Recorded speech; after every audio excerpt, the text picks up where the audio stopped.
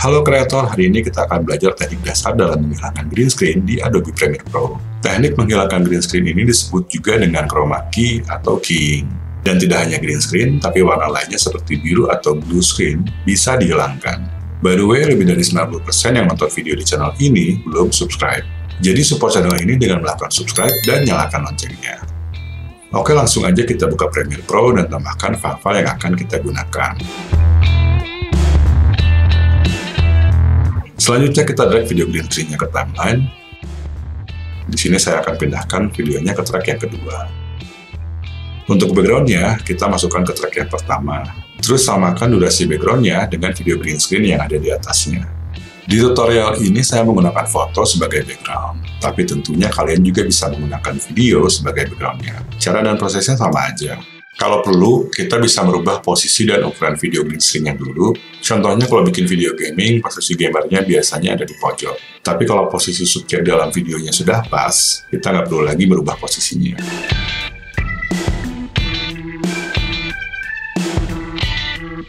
Sebelum melakukan keying, saya sangat menyarankan untuk mengisolasi subjek yang ada di video dengan melakukan masking. Hal ini akan membantu untuk membuat sebagian area background bisa lebih terlihat. Dan hasil keyingnya juga nanti lebih bersih. Saya akan lihat dulu pergerakan dari wanita yang ada di video ini, supaya kita tahu apakah kita harus menganimasikan maskingnya atau tidak.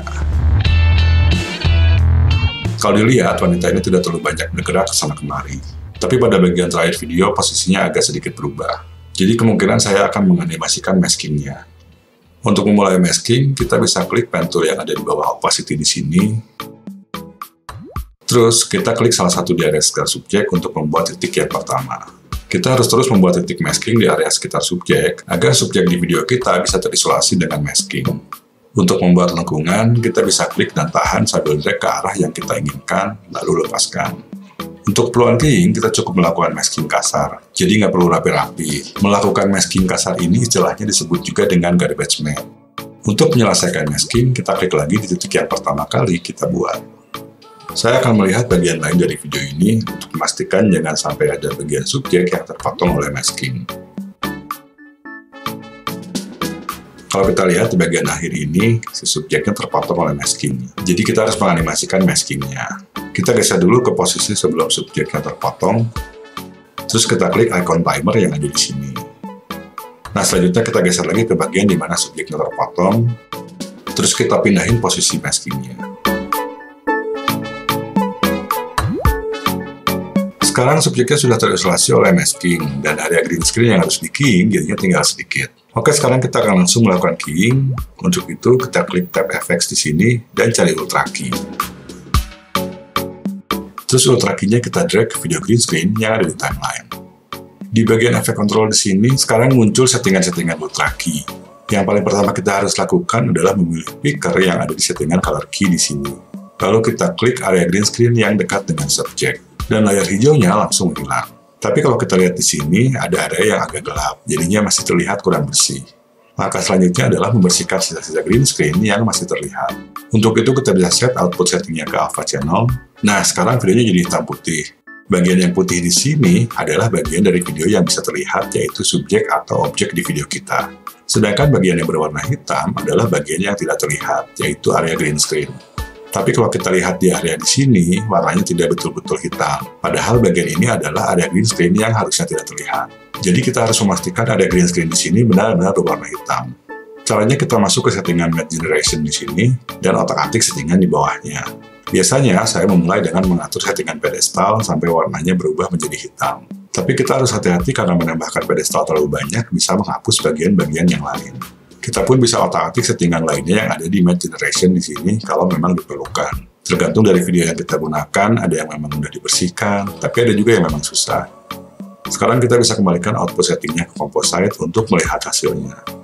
Sudah terlihat lumayan bersih, saya akan set previewnya ke 100% dan resolusinya ke full supaya kita bisa melihat lebih jelas.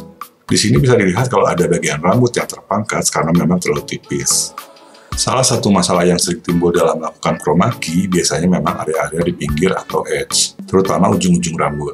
Supaya nggak terlihat terlalu jelek, kita bisa masuk ke settingan matte clean up dan tambahkan softennya sedikit. Untuk bisa lebih memperbaiki, ada kalanya kita harus pangkas bagian-bagian rambut yang tipis di sini. Kita bisa tambahkan settingan chopnya, tapi nggak bisa terlalu banyak karena bagian-bagian lain dari tubuh wanita ini bisa ikut terpangkas. Nah, masalah selanjutnya yang suka terjadi adalah spill, yaitu sisa-sisa layar hijau yang masih nempel di subjeknya. Bahkan kalau saat syuting tetap pencahayaannya jelek, layar hijaunya bisa mantul ke wajah. Kalau kita lihat di bagian sini, masih ada sedikit pantulan atau sisa-sisa layar hijau. Tapi di video yang saya gunakan pencahayaannya cukup bagus, jadi spillnya nggak terlalu kentara. Untuk sedikit memperbaiki, kita bisa menggunakan settingan spill suppressor. Saya hanya akan mengubah nilai spillnya sedikit saja. Kalau video yang kalian gunakan terlalu banyak spill atau pantulan dari layar hijau, kalian bisa otak-atik settingan lainnya di sini, dan kalau perlu, kalian bisa gunakan settingan color correction di sini. Untuk bisa benar-benar menghasilkan chroma key yang bagus itu diperlukan banyak latihan dengan menggunakan video green screen yang berbeda-beda. Dan kemampuan Adobe Premiere Pro dalam melakukan chroma key itu nggak sebagus After Effects. Kalau mau lebih bagus hasilnya, kita bisa melakukannya di After Effects. Atau kalau mau benar-benar hasilnya kayak di film Hollywood, kita bisa melakukan chroma key di software compositing yang bernama Nuke. Nuke ini software untuk CGI compositing yang dipakai oleh industri perfilman Hollywood. Tapi harganya mahal banget guys. Dan kalau untuk video-video YouTube sih menurut saya pakai Premiere Pro aja udah cukup ya. Setelah melakukan keying, proses terakhir yang bisa kita lakukan adalah melakukan color matching. Kalau kita lihat di sini, tone color wanita ini berbeda dengan background, jadi kelihatannya kurang matching. Proses color matching ini sebetulnya butuh pembahasan tersendiri karena bukan hal yang mudah untuk dikuasai. Dan untuk tutorial ini, saya hanya akan melakukan color matching cepat supaya videonya nggak terlalu panjang. Yang penting kalian tahu proses terakhir yang harus dilakukan setelah melakukan keying. Untuk melakukan color matching, kita bisa masuk ke workspace color dan menggunakan lumetri. Yang akan kita koreksi adalah warna dari subjek di sini. Biasanya, warna dari bagian yang memakan area lebih kecil akan mengikuti warna yang areanya lebih besar. Hal pertama yang bisa kita lakukan di sini adalah menyamakan kontras level video yang ada di depan dengan yang di belakang. Biasanya yang saya atur adalah bagian black, shadow, white, dan highlight.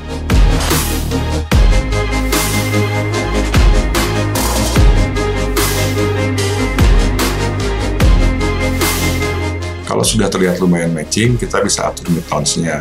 Menyamakan midtones ini sebenarnya cukup sulit dan ada beberapa teknik, tapi untuk tutorial ini saya hanya akan menggunakan dua slider di sini, yaitu white balance dan tint, untuk menyamakan warna. White balance dari wanita ini lebih kuning jika dibandingkan background, jadi saya akan geser ke arah biru biar lebih matching. Untuk shadow-nya saya kurangin lagi sedikit ya. Kita bisa atur juga settingan tint di sini kalau perlu. Dan kita juga bisa atur saturation-nya. Nah, melakukan color matching ini sebetulnya perlu sabar dan teliti kalau hasilnya mau benar-benar bagus. Di lain kesempatan, saya akan bikin video tutorial mengenai color matching yang lebih mendetail. Jadi jangan lupa subscribe channel ini supaya tidak ketinggalan videonya. Oke, sejauh ini kita sudah belajar melakukan garbage matte dengan masking, cara menggunakan ultra key, dan sedikit tentang color matching. Dan ini hasilnya.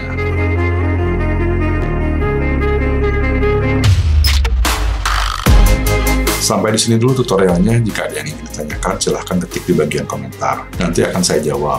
Sampai jumpa di video selanjutnya.